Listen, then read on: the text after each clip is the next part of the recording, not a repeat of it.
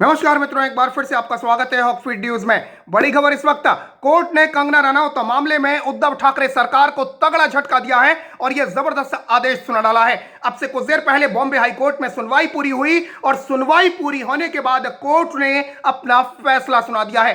क्या है यह फैसला वो आपको बताऊंगा, लेकिन सबसे पहले कमेंट में क्या आप देश की बेटी कंगना रनौत के साथ हैं, कमेंट में बताइएगा। फिलहाल आपको बता दूं कि बॉम्बे हाई कोर्ट ने अब से कुछ देर पहले फैसला सुनाया और यह फैसला था कंगना के दफ्तर तोड़े जाने को लेकर। आपको याद दिला दूं कि सितंबर में बीएमसी ने कंगना के दफ्तर को तोड़ दिया था इलीगल बताकर। उसके बाद यह सवाल उठने लगे थे कि दफ्तर को इसलिए तोड़ा गया क्योंकि कंगना रनौत लगातार सुशांत सिंह राजपूत के केस को उठा रही थी। कंगना रनौत महाराष्ट्र सरकार पर सवाल उठा रही थी और बदले की भावना से बीएमसी ने यह कार्रवाई की है।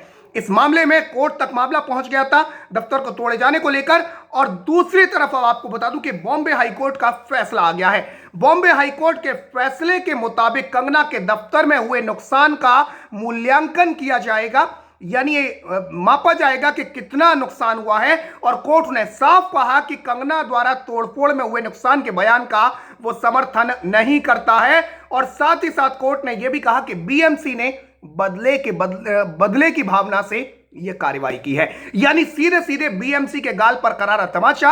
और मैं कहूं कि बीएमसी, भले संजय राउत ये कहते हो कि बीएमसी ने अपना काम किया, हमारा इससे कुछ लेना देना नहीं है, लेकिन ये सब जानते हैं, ये पूरा देश समझता है कि बीएमसी ने यह एक्शन क्यों लिया था। कंगना रनौत का जब दफ्तर तोड़ा गया था उस एरिया में कई दफ्तर ऐसे थे जो कि इलीगल बने हुए थे, लेकिन कंगना रनौत को उन सारे दफ्तरों को 7 दिन का वक्त दिया गया। कंगना रनौत के दफ्तर को तोड़ने के लिए 1 दिन का वक्त दिया गया। तो ये सब समझते हैं कि बीएमसी ने ऐसी कार्रवाई क्यों की थी। तो निश्चित तौर पर आज जो कोर्ट का आदेश आया है, जो कोर्ट का फैसला आया है हाई कोर्ट का, वो सीधे सीधे बीएमसी के गाल पर करारा तमाचा है, या मैं कहूं उद्धव ठाकरे सरकार के गाल पर करारा तमाचा है। क्योंकि ये कहा जरूर जा रहा हो कि बीएमसी ने कार्रवाई की, लेकिन कौन इसके पीछे है सब जानते हैं। आपको बता दूं कि हाईकोर्ट ने कंगना के ऑफिस के नुकसान का आकलन करने के आदेश दिए हैं। इस संबंध में अधिकारी मार्च 2021 तक अपनी रिपोर्ट कोर्ट को सौंपेंगे और नुकसान की भरपाई के लिए एजेंसी की रिपोर्ट पर फैसला हाईकोर्ट बाद में सुनाएगा। लेकिन हाईकोर्ट ने आज सीधे सीधे यह कह दिया कि बीएमसी का एक्शन दुर्भावनापूर्ण रवैये से किया गया था। और कोर्ट ने कहा कि बीएमसी को कंगना रनौत के ऑफिस में तोड़फोड़ के लिए हर्जाना देना होगा। यानी बीएमसी ने जिस तरीके से ये इलीगल तरीके से जो तोड़फोड़ की थी, इलीगल बताकर जो तोड़फोड़ की थी, अब इस मामले में बीएमसी को हर्जाना भरना पड़ेगा कंगना रनौत के ऑफिस की तोड़फोड़ का।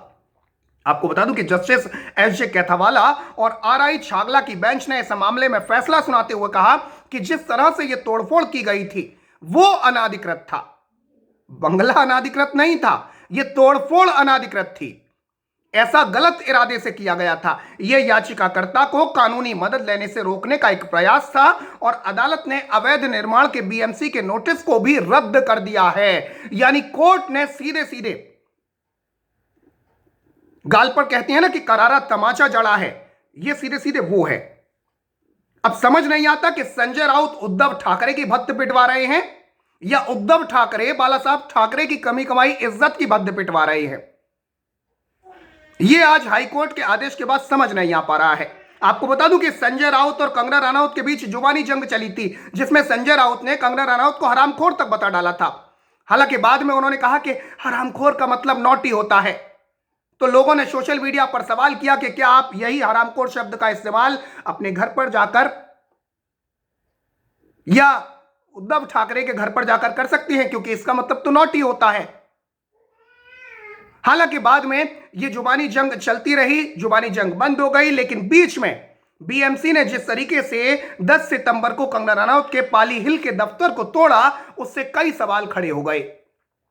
और सबसे बड़ा सवाल यह कि अगर कोई महाराष्ट्र सरकार के खिलाफ, अगर कोई महाराष्ट्र की पुलिस के खिलाफ आवाज उठाएगा तो क्या उसके साथ ऐसा सुलूक किया जाएगा कि उसके घर और दफ्तर को तोड़ा जाए। ये सवाल सोशल मीडिया पर उठने लगे थे और आज इस मामले में सीधे सीधे बॉम्बे हाई कोर्ट ने अपना फैसला सुनाते हुए यह साफ कर दिया है कि अभी कोर्ट है।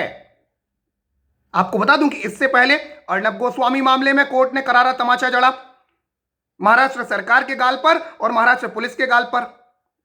इससे पहले जो सीईओ प्रिया मुखर्जी हैं, कलकत्ता हाईकोर्ट ने करारा तमाचा जड़ा महाराष्ट्र सरकार के गाल पर, महाराष्ट्र पुलिस के गाल पर।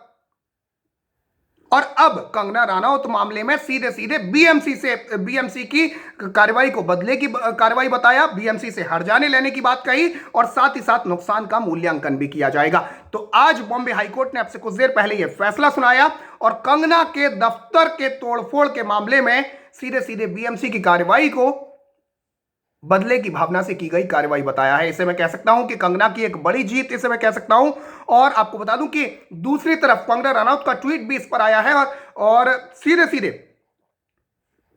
कंगना रनौत ने लोगों से इसके लिए काफी धन्यवाद कहा है और साथ ही साथ उन्होंने अपनी इस जीत को लोकतंत्र की जीत बताया है। आपको बता दूं कि विवाद क्या था। दरअसल आपको बता दूं कि सितंबर में बीएमसी ने कंगना रनौत के मुंबई स्थित ऑफिस में जमकर तोड़फोड़ की थी और कंगना ने बॉम्बे हाईकोर्ट में बीएमसी के खिलाफ याचिका दी थी और मुआवजे की मांग की थी और अब कोर्ट ने इस मामले में कंगना के पक्ष में फैसला दिया है। कोर्ट का कहना है कि बीएमसी ने खराब नियत से यह कदम उठाया था और कंगना का दफ्तर गलत इरादे से तबाह किया गया था। कोर्ट ने कहा कि यह नागरिकों के अधिकारों के विरुद्ध भी था। कंगना को कितना मुआवजा दिया जाएगा, इसके लिए कोर्ट ने एक वैल्यूअर भी नियुक्त किया है और वो नुकसान का अनुमान लगाएगा कि इसके बाद मुआवजे की राशि तय की जाएगी। आपको बता दूं कि कंगना ने 2 करोड़ के मुआवजे की मांग की थी और कंगना ने ट्वीट करके अदालत के इस फैसले का स्वागत किया है। कंगना ने अपने ट्वीट में लिखा कि जब कोई सरकार के खिलाफ खड़ा होता है और जीतता है तो जीत उस इंसान की नहीं बल्कि लोकतंत्र की होती है। उन सभी का शुक्रिया जिन्होंने मुझे हौसला दिया, उनका भी शुक्रिया जो मेरे टूटे हुए सपनों पर हंसे थे। आपके विलन बनने पर ही मैं हीरो बन सकी। ये सीधे सीधे कंगना रनौत ने ट्वीट किया है अदालत के सब फैसले के बाद। तो बॉम्बे हाई कोर्ट का जबरदस्त फैसला निश्चित तौर पर उद्धव ठाकरे सरकार के लिए तगड़ा झटका है, बीएमसी के लिए तगड़ा झटका है और सीधे सीधे ये बताने के लिए साफ है कि किस तरीके से इस वक्त महाराष्ट्र में जो चीजें चल रही हैं वो किस तरीके से चल रही हैं। आज ही आपको बता दूं कि उद्धव ठाकरे का मैं एक इंटरव्यू पढ़ रहा था। उन्होंने सामना जो शिवसेना का मुखपत्र है उसको दिए हुए इंटरव्यू में साफ कहा है कि अगर मुझे ज्यादा छेड़ोगे तो मैं छोड़ूंगा नहीं, हाथ धोकर पीछे पड़ जाऊंगा। किस लिए बोला है, किसके लिए बोला है ये मैं नहीं जानता, लेकिन सीधे सीधे उन्होंने लिखा है, उन्होंने कहा है इंटरव्यू में कि बच्चे सबके होते हैं, परिवार सबके होते हैं और ये हमारे संस्कारों में नहीं है कि किसी के बच्चे और किसी के परिवारों के पीछे पड़ो और अगर ऐसा होगा तो मैं नपुंसक नहीं हूं, मैं भी हाथ धोकर पीछे पड़ जाऊंगा। ये उद्धव ठाकरे का कहना है, ये उद्धव ठाकरे के कथन है।